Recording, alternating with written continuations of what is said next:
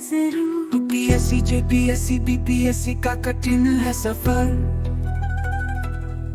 मेहनत से लिखेंगे इतिहास, न छोड़ेंगे कोई कसर, कोई कसर। आगे बढ़ ना रुक ना हार मान, युवा का साथ। झारखंड जैसे इलाकों में जहां खनिज भरे पड़े हैं, वहां तस्वीर कुछ अलग क्यों दिखती है? मतलब लोहा, कोयला, इस्पात, ये सब तो खूब निकला, पर साथ में गंभीर समस्याएं भी खड़ी हो गई। इन रिपोर्ट्स में बार बार जिक्र आता है आदिवासी विस्थापन का और पर्यावरण को जो भारी नुकसान हुआ उसका। ऐसा क्यों हुआ वहां? हाँ, ये एक बहुत बहुत ही अहम सवाल है और इन रिपोर्ट्स के मुताबिक इसकी जड़ें कई बातों में हैं। एक तो जो विकास हुआ वो नमस्कार, आज हम बात कर रहे हैं पेसा अधिनियम 1996 पर। हमारे पास द युवा ढुमकुटिया के नोट्स हैं और ये विषय यूपीएससी, जेपीएससी, बीपीएससी जैसी परीक्षाओं के लिहाज से काफी अहम है। ये कानून सीधे जुड़ा है भारत के अनुसूचित क्षेत्रों में रहने वाले आदिवासी समुदायों के स्वशासन से। तो आज हम इसी ऐतिहासिक कानून की गहराई में उतरेंगे। इसमें सबसे खास बात ये लगती है कि ये ग्राम सभा को बहुत ताकत देता है ना? कहता है कि संस्कृति, परंपराएं और खासकर जो प्राकृतिक संसाधन है, जल, जंगल, जमीन, उन पर स्थानीय समुदायों का नियंत्रण हो। चलिए समझते हैं कि ये है क्या असल में। तो शुरू करते हैं कि है क्या पेसा अधिनियम, मतलब पंचायत अनुसूचित क्षेत्रों में विस्तार अधिनियम 1996। ये आखिर चीज क्या है? सुनने में तो लगता है कि ये 73वें संविधान संशोधन का ही एक एक्सटेंशन है। हाँ कह सकते हैं, लेकिन इसमें एक महत्वपूर्ण पेंच है। वो जो 73वां संशोधन था ना, पंचायती राज वाला, वो सीधे सीधे 5वीं अनुसूची वाले क्षेत्रों पर लागू नहीं होता था। अच्छा, जहां मतलब आदिवासी आबादी ज्यादा है। बिल्कुल। तो पेसा उसी संवैधानिक खालीपन को भरता है। ये संविधान की 5वीं अनुसूची अनुच्छेद 244(1) और 243(m) के तहत काम करता है। इसका मकसद है कि इन अनुसूचित क्षेत्रों में आदिवासी समुदायों को उनकी अपनी सामाजिक सांस्कृतिक रीतियों के हिसाब से स्वशासन मिले, कोई बाहरी व्यवस्था थोपी न जाए। और इसके पीछे वो दिलीप सिंह भूरिया समिति की सिफारिशें थी, है ना, 1995 वाली। नोट्स में जिक्र है इसका। हाँ, वो बुनियाद थी। भूरिया समिति ने ही जोर दिया था कि ग्राम सभा को, मतलब गांव की आम सभा को सबसे ज्यादा ताकत दी जाए। किस तरह की ताकत? जैसे प्राकृतिक संसाधनों पर उनका नियंत्रण हो, कोई भी विकास का काम हो, कोई परियोजना आए तो ग्राम सभा की सहमति जरूरी हो। ये उस वक्त के हिसाब से बहुत बड़ी बात थी। सही कहा। तो इसी आधार पर पेसा की क्या खास बात है? मतलब कानून में क्या क्या है? देखिए, सबसे बड़ी चीज है ग्राम सभा की सर्वोच्चता। मतलब अनुसूचित क्षेत्र में शासन का केंद्र बिंदु ग्राम सभा होगी, गांव के सभी वयस्क मतदाता इसके सदस्य।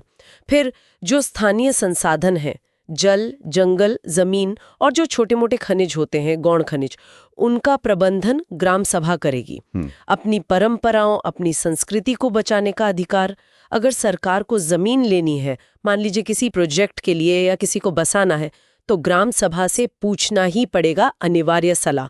और छोटे मोटे झगड़े अपने पारंपरिक तरीके से सुलझाने की मान्यता भी।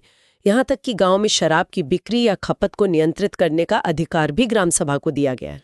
ये तो सुनने में काफी व्यापक अधिकार लगते हैं, खासकर वो संसाधनों पर नियंत्रण और सहमति वाली बात।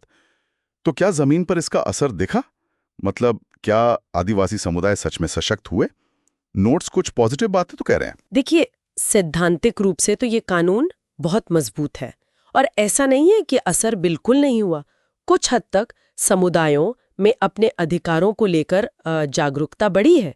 उनकी जो सांस्कृतिक पहचान है उसको बल मिला है। विकास में उनकी बात सुनी जाए, इसका एक कानूनी आधार तो मिला है। लेकिन जैसा आपने पूछा, असर कितना हुआ, ये इस पर निर्भर करता है कि अलग अलग राज्यों ने इसे लागू कैसे किया, और यहीं पर मामला थोड़ा पेचीदा हो जाता है। अच्छा, मतलब इम्प्लीमेंटेशन में दिक्कतें हैं। नोट्स भी यही कह रहे हैं। क्या है वो मुख्य बाधाएं? हाँ, कई सारी हैं। सबसे पहली और शायद सबसे बड़ी दिक्कत तो ये है कि कानून बने इतने साल हो गए, लेकिन कई राज्यों ने, जैसे नोट्स में झारखंड, ओडिशा का नाम है, अब तक इसके तहत जरूरी नियम ही नहीं बनाए हैं। अरे, बिना नियमों के कानून कैसे लागू होगा? वही तो।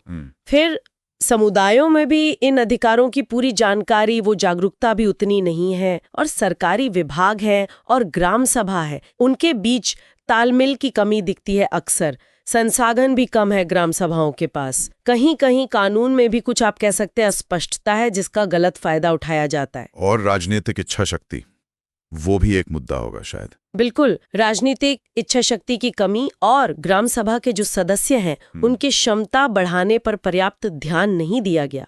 ये सब बड़ी चुनौतियां हैं। तो मतलब एक तरफ तो ये इतना महत्वपूर्ण, इतना प्रगतिशील कानून है, स्वशासन की बात करता है, और दूसरी तरफ इसे लागू करने में इतनी सारी रुकावटें। तो कुल मिलाकर क्या कहें इसके बारे में, सफल या असफल? ऐतिहासिक कानून है, मील का पत्थर है। इसने ग्राम सभा को कागज पर तो अभूतपूर्व अधिकार दिए हैं, आदिवासी स्वशासन की जो सोच है उसको एक मजबूती दी है। लेकिन हाँ, जमीनी हकीकत मिली जुली है। जैसा हमने बात की, लागू करने की समस्याएं बहुत बड़ी हैं। क्षमता तो है इस कानून में, पर उसका पूरा इस्तेमाल नहीं हो पा रहा है। सार यही है कि पेसा अधिनियम 1996 आदिवासी समुदायों के स्वशासन और सशक्तिकरण के लिए एक बहुत अहम कदम है।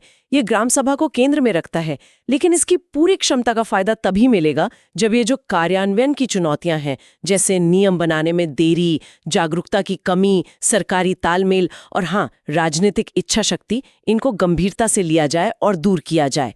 ये भारत के समावेशी विकास के लिए बहुत जरूरी है। और यहाँ मैं एक सवाल छोड़ना चाहूंगी सोचने के लिए कि ये जो स्वशासन का इतना बड़ा लक्ष्य है पेसा का, इसे सच में हासिल करने के लिए स्थानीय ग्राम सभाओं और जो राज्य की मशीनरी है उनके बीच शक्ति, संसाधन और जिम्मेदारियों का तालमेल कैसे बेहतर बनाया जा सकता है? कैसे वो एक दूसरे के पूरक बने, न कि विरोधी? इस पे विचार करना जरूरी है।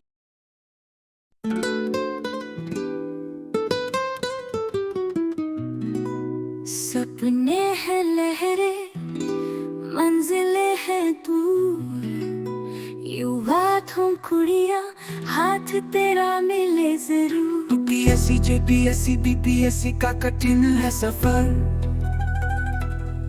मेहनत से लिखेंगे इतिहास, न छोड़ेंगे कोई कसर।